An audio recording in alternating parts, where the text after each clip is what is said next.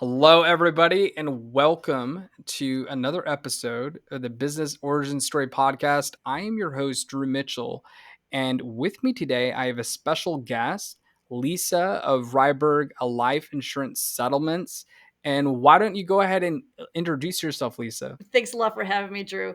As Drew said, I am Lisa Rehberg, and we have a little bit of a different take or a niche regarding life insurance. I'm not trying to sell anybody life insurance, so your listeners don't have to worry about that. But what we do is for people who no longer want their life insurance policies, and we can go into what that looks like. We help clients sell those policies for cash, and that cash can be used for anything. So point is, it's a really unique niche that we have in the life insurance space. Very, very cool. Yeah, I remember chatting with you on the phone about it, and yeah, it's very unique. I haven't heard anything about that in that space before. So that's really really cool, and which really perfectly segues into my first question for you, Lisa, which is, how did you get started with this business? What inspired you to pursue this business, to get started with it? Just give us the rundown. So I'm going to give you a statistic first because this is what really piqued my interest. 2.5 million seniors a year will get rid of the life insurance policies. They either lapse them, meaning they stop making the premium payments and they let them go, or they surrender them. They give them back to the insurance company and get the cash out of them. So that's a lot, right? And a little backstory, I've been in the insurance industry for longer than I want to admit on camera, but like 34 years. All that time working with insurance agents and financial advisors and their clients. And personal story, about 8 years ago, it was really time for me to not be in an airport anymore. I was traveling all over the country and building divisions and things like that for corporate America. And it was time for me to not do that anymore. So I left my corporate job, found life settlements, and absolutely loved it because I had insurance agent, financial advisor relationships for so long. It was a great segue for me to go back out to these same advisors I've had relationships with and introduce a new concept, right? A new solution for their clients, but also for their practices as well. So my passion was twofold: the 2.5 million seniors and helping advisors and insurance agents. Very cool. That's like a two-prong mission there. That's awesome.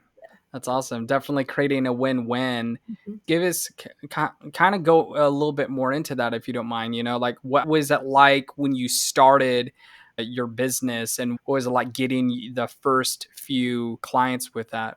So that's a really good question. My suspicion is that's going to be the first of several really good questions, Drew. But yeah, it was interesting because not a lot of people know about it. And so the first, couple of phone calls or emails or whatever was like, the feedback was, what? What? Really? And so it was a lot of educating. And letting people know that this solution is here. Yes, it's legal, and yes, it's highly regulated by departments of insurance across the country. So, back to your point, it is a win-win.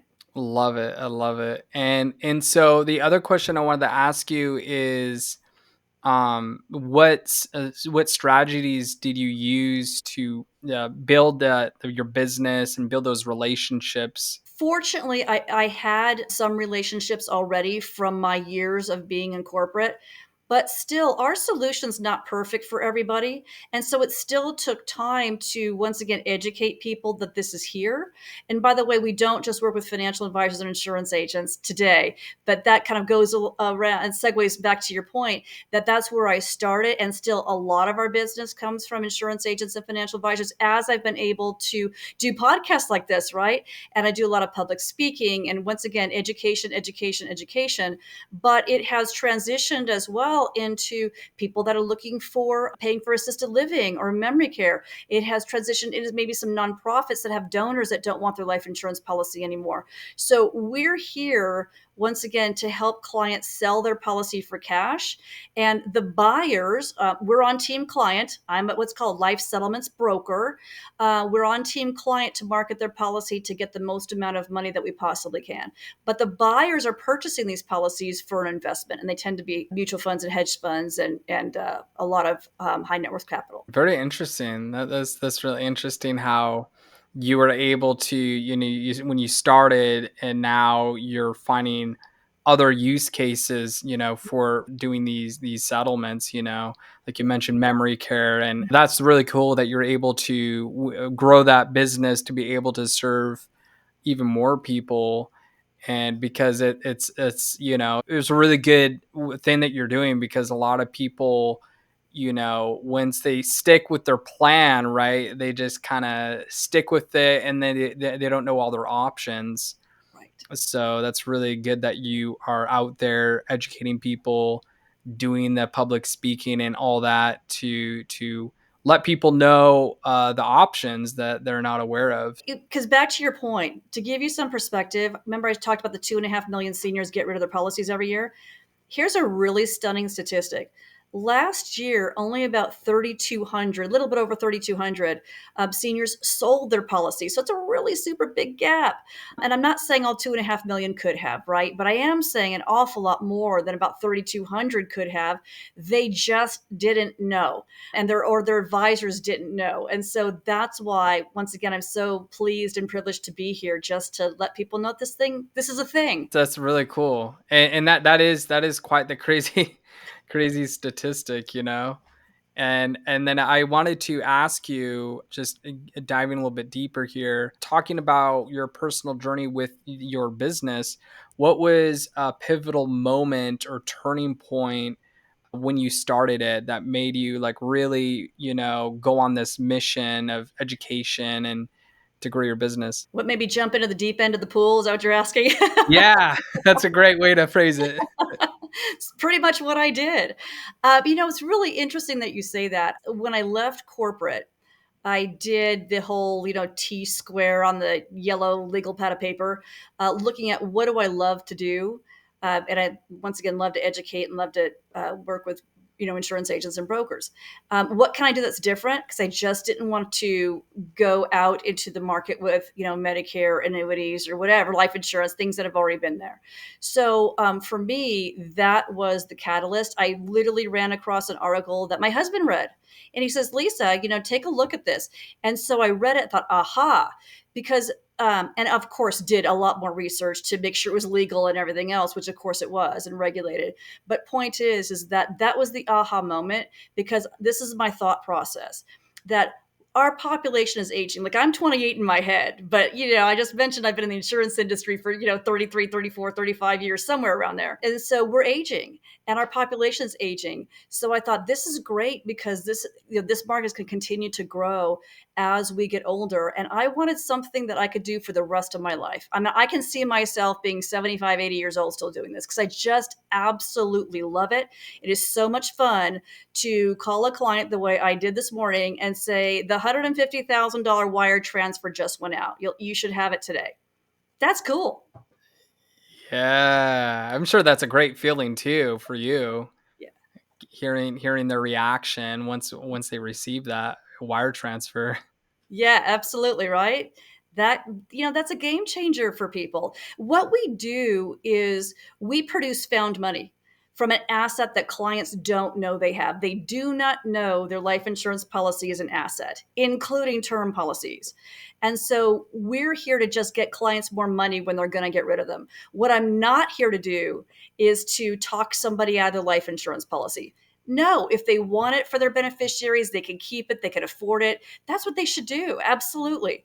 What I am here to say is, if you're one of the 2.5 million, right, thinking about getting rid of your policy, don't do that until you look at a life insurance settlement. And that's what our market is. The process of selling a life insurance policy is called a life insurance settlement, or life settlement for short. That's really, really cool. That's really cool. And so you just mentioned that story.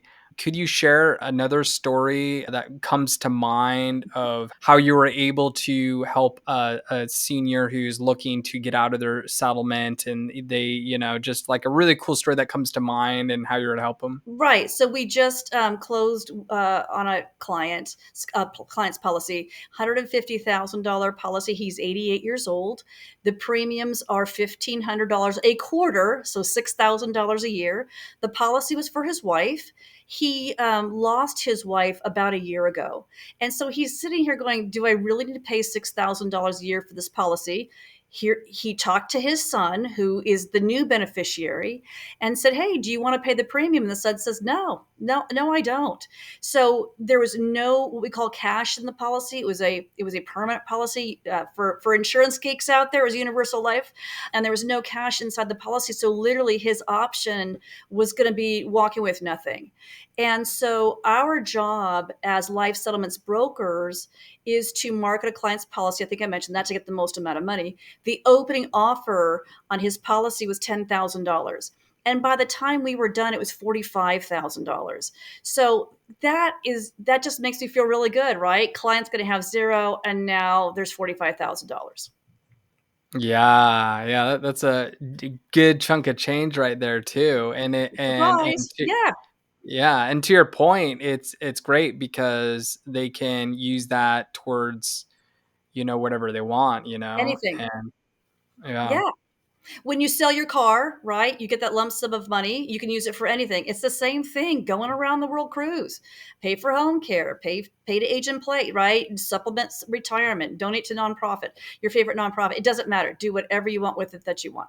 I love that. That's really cool. And that's really cool because it's one of those things where, like in that story you just shared, he was looking to sell it to his son and the son didn't want it and they just didn't it just sounded like they didn't know what to do with it until they came across you and you're like, well, actually we can sell your policy and you can actually get something from it. So, That's right. you And know, fortunately, here's the important. Fortunately, he called his insurance agent, who said, "I don't need this thing anymore. I think I'm just going to get rid of it."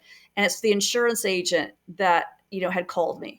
So the good news is he spoke to his insurance agent, because so many people don't, and they just don't. Once again, don't know they have an option. They don't have any financial advisors or insurance advisors in their world, and they just think their only solution is to let it go. So I love the fact that it's, when I said surprise, right? It's found money. It literally is found money. He had zero. Now there's $45,000. That is just a great feeling for him. It's a great feeling for me. The insurance agent's happy. Like, the world is happy, and that's awesome. that is awesome. That's really cool. And I wanted to ask you, I wanted to segue into this question, which I think would be really beneficial for the audience, and that is, what are some key lessons that you have learned starting this journey with your business? Well, that's another good question, Drew, isn't it? I think it is to be, true to yourself, do the best job you can, treat clients the way you want to be treated, because that's really important to me. I am very upfront, very transparent. And the other thing is, you're kind of a jack of all trades, right? I mean, who knew I could build a website? I didn't know that. Who knew that I could, do email marketing? Who knew that I did public speaking in the past, but now I have to get my own public speaking gigs, right? So I have to be pretty forthright in contacting organizations in terms of trying to get educational speaking opportunities. So all that I didn't have to do before, and I do now. And so it's a great confidence builder as well to say, okay, this is where I was, 8 years ago, 9 years ago, and this is where we are today. And that's just awesome. Yeah, that is, and that's you really inspiring as well. Because when you start something new, like with in the case of your business, it sometimes forces you to become that jack of all trades or Jill of all trades, where you're learning all these new things and seeing, oh, could I do that myself? Could I design my own website, or could I do email marketing? And then you dabble with it to see if if it would make sense for you to do it. And but that's how you find out.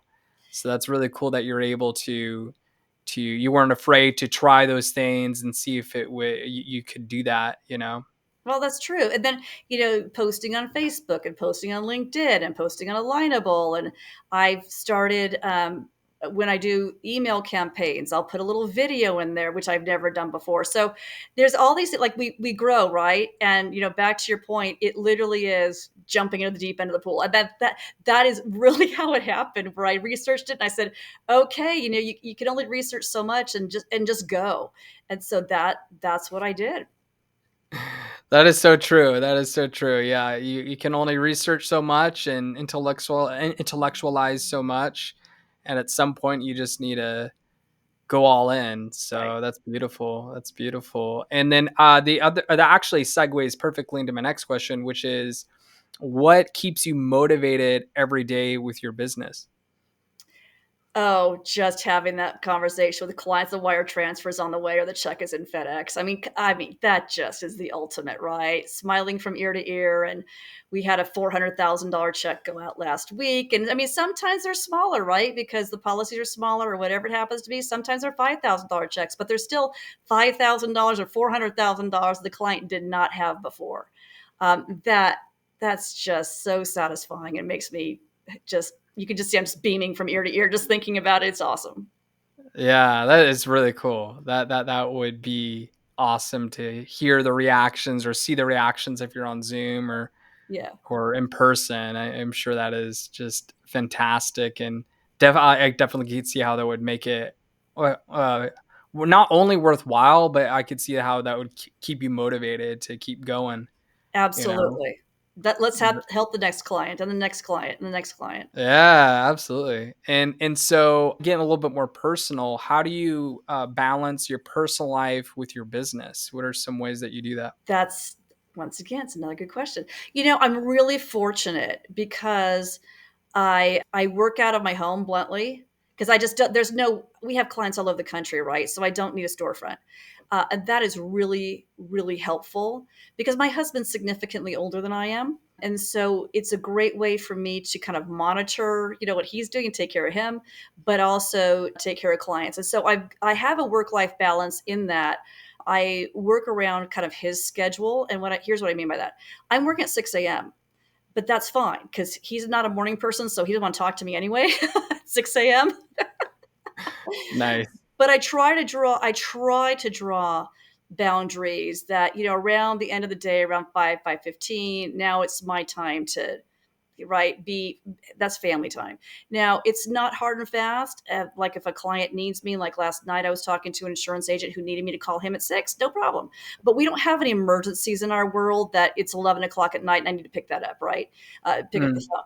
So we just don't yeah. have that, which is a good thing. And that's another reason why I like this too, is I can do that. I can work the, 11, 12 hours a day, and kind of do what I need to do on a personal level at the same time. So it works. I can balance it. Yeah, that's really, really cool. That's really cool that you're able to have that flexibility, because it's always a double-edged sword for some people being able to work from home, but it sounds like you have a good handle on it. You have a good system there, so that's really cool.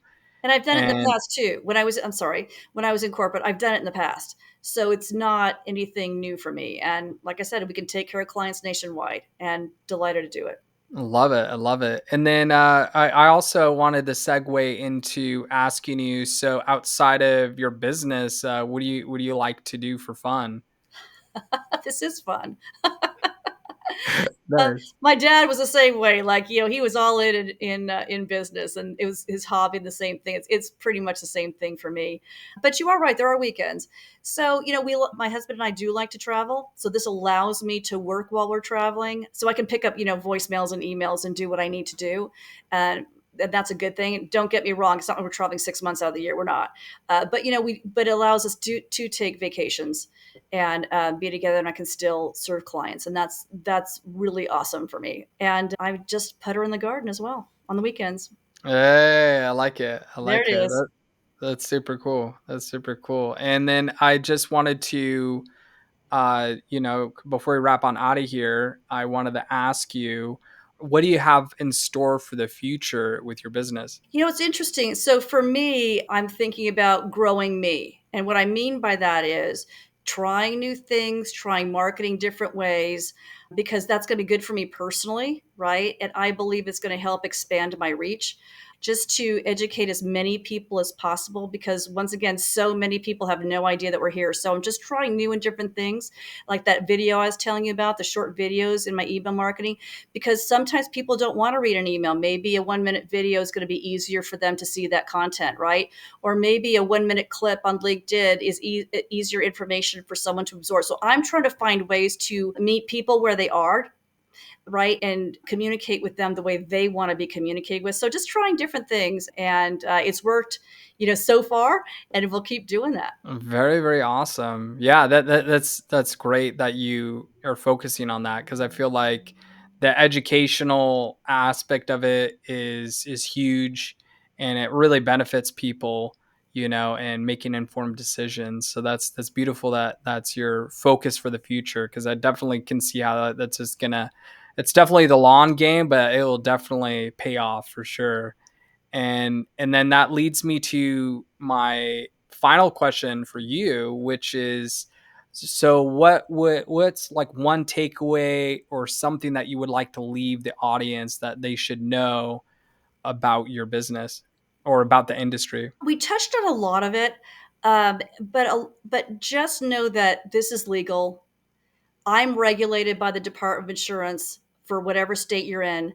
The buyers are regulated by the Department of Insurance. The sale contract, the sale process, everything is regulated with HIPAA protections in place to protect clients. So we are here to be of service. We're passionate about being of service, and it is a privilege to do so. Love it, love it. And then last question. So where But the I last know. one was the last one. I know. This is like PS, one more, and Yes. another one.